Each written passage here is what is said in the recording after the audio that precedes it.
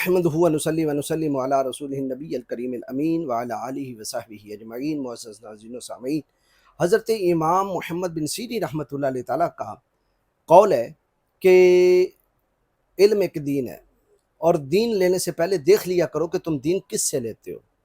آج کل جو عوام الناس ہیں، جو بیچاری کتاب و سنت سے جاہل ہے، جن کو قرآن بھی صحیح طرح سے پڑھنا نہیں آتا، وہ اپنا دین لے رہی ہے ذاکروں سے، اور ان کے ذاکر جو ہیں وہ زمین و آسمان کے کلابے ملانے والے، اپنی طرف سے ایک عقیدہ بنانے والے، جبکہ کتابوں میں تواریخ میں کچھ اور لکھا ہوتا ہے، احادیث میں کچھ اور لکھا ہوتا ہے، اپنی طرف سے بنا چڑھا کے آگے عوام الناس بھی بیچاری وہی عقیدہ اور نظریہ لے کے اپنے گھروں کو پلٹتی ہے، اور وہی آگے وہ بیان کر رہے ہوتے ہیں۔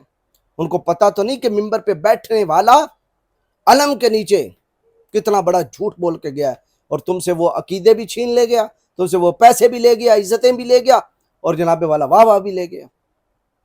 یہ آصف علوی کا ایک اور بیان سن لیں، کہتا ہے کہ معصوم کا نکاح صرف معصوم ہی پڑھا سکتا ہے۔ ویسے ان کا عقیدہ کہ 14 معصوم ہیں، 14 معصوم یعنی آقا کریم علیہ السلام، سیدہ خاتون جنت سلام اللہ علیہا، مولا علی شیر خدا، حضرت سیدنا امام حسن، حضرت سیدنا امام حسین، حضرت سیدنا امام زین العابدین، حضرت سیدنا امام محمد الباقر، حضرت سیدنا امام جعفر الصادق، حضرت سیدنا امام الموسیٰ کاظم، حضرت امام سیدنا موسیٰ کاظم، حضرت سیدنا امام علی رضا، حضرت امام محمد تقی، حضرت امام علی نقی، حضرت حسن عسکری اور امام مہدی۔ یہ 14 معصوم ہیں، اور یہ 14 معصوم کہتے رہتے ہیں۔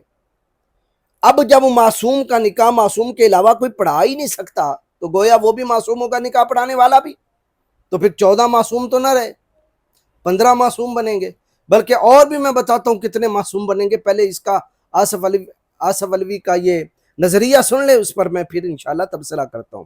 معصوم کا نکاح سوائے معصوم کے کوئی نہیں پڑھ سکتا۔ اللہ جانے ابو طالب کون تھا، اللہ جانے ابو طالب کون تھا، لیکن معصوم کا نکاح معصوم کے علاوہ کوئی نہیں پڑھا سکتا۔ چلیں، حضرت ابو طالب بھی معصوم ہو گئے، لیکن مجھے یہ بتائیے، اگر یہی نظریہ مان لیا جائے کہ معصوم کا نکاح معصوم کے علاوہ کوئی نہیں پڑھا سکتا، تو کیا انبیاء معصوم ہیں کہ نہیں ہیں؟ اگر تم کہو کہ انبیاء معصوم نہیں، تو تم سے بڑا کوئی جو ہے وہ بد دماغ، جاہل اور لعنتی کوئی نہیں ہو سکتا۔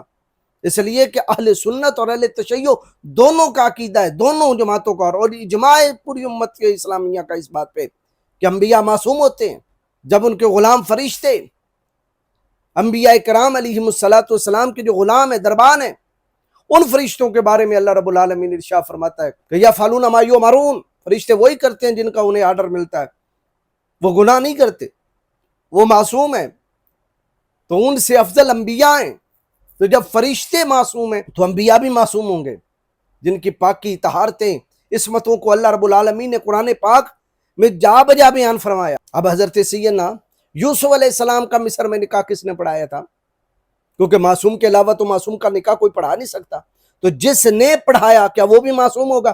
جناب یعقوب علیہ السلام تو کنعان میں تھے، حضرت یعقوب علیہ السلام نے نہیں پڑھایا، وہ تو 40 سال بعد ملاقات ہوئی، اور جب ملاقات ہوئی تو اس وقت حضرت یوسف علیہ السلام کے فرزند ارجمند بھی تھے، ان کی اولاد تھی، اور وہ شادی شدہ تھے حضرت یوسف علیہ السلام۔ یہ سارا کچھ کتابوں کے اندر موجود ہے۔ تو بتائیے حضرت یوسف علیہ السلام کا نکاح پڑھانے والا کون ہوا؟ ان کے 2 نکاح ہوئے، حضرت زلیخا سے نکاح ہوا، ایک اور خاتون سے نکاح ہوا، وہ جس نے پڑھایا کیا وہ معصوم تھا؟ پھر حضرت ام حبیبہ ام المؤمنین کا نکاح حبشہ میں ہوتا ہے، اور پڑھانے والا نجاشی ہے۔ کیا نجاشی معصوم ہے؟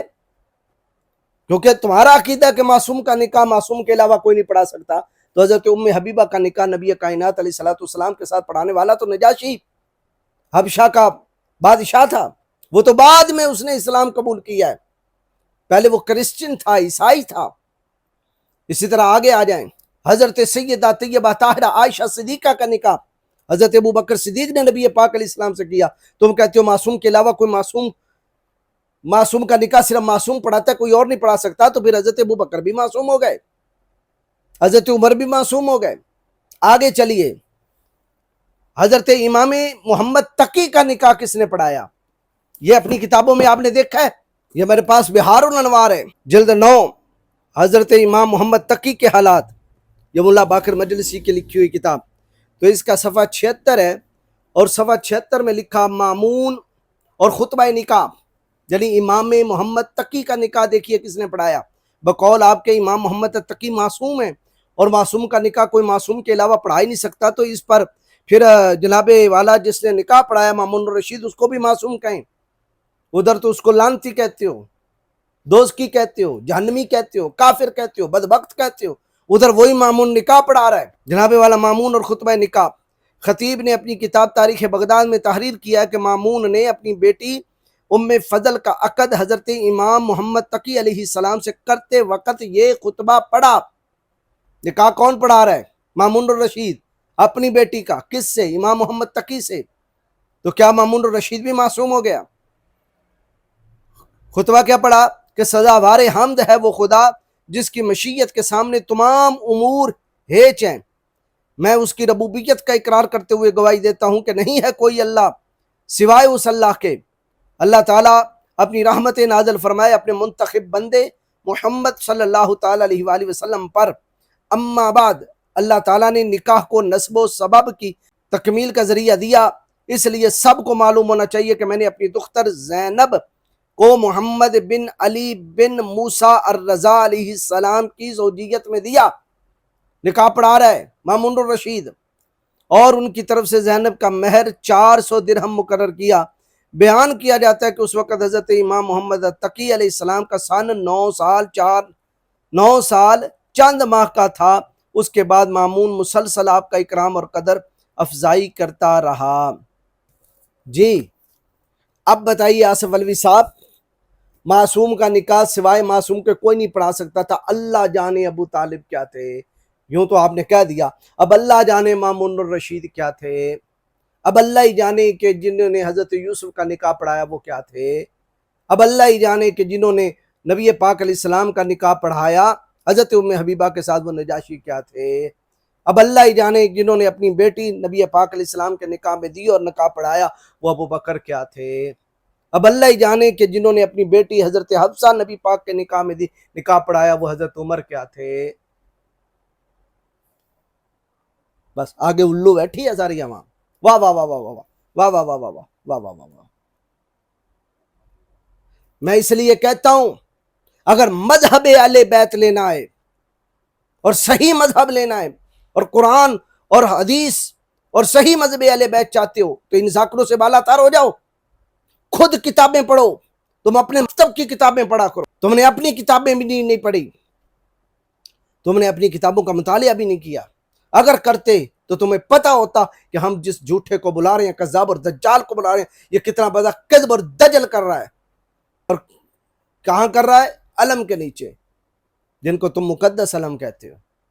اس لیے آؤ توبہ کرو، ان ذاکروں سے نجات حاصل کرو، اور قرآن مجید فرقان حمید کا مطالعہ کرو، اس قرآن کا مطالعہ کرو جس کے بارے میں اللہ رب العالمین نے ارشاد فرمایا لا ریب فیہ، اس میں کسی قسم کا کوئی شک نہیں ہے، جس کے بارے میں فرمایا انا نحن نزلنا الذکر وانا لہ لحافظون، ہم نے اس قرآن کو اتارا اور ہم ہی اس کی حفاظت کرنے والے، باطل اس کے نہ آگے آ سکتا ہے نہ پیچھے آ سکتا ہے، اور یہ ہر باطل کو اپنے سے جدا کر دینے والی کتاب، الفرقان، حق و باطل میں فرق کرنے والی، اس کتاب کا مطالعہ کرو، اس کتاب کے مطابق عقائد رکھو، نظریات رکھو، اور ان ذاکروں سے دین لینا بند کر دو، ورنہ یہ بھی خود جہنم کی طرف جا رہے ہیں، تمہیں بھی جہنم کی طرف دھکیلتے ہوئے جائیں گے۔ اللہ تعالیٰ ایسے ذاکروں سے اور ایسے خطیبوں سے میری قوم کو محفوظ فرمائے، آمین بجاہ النبی الامین۔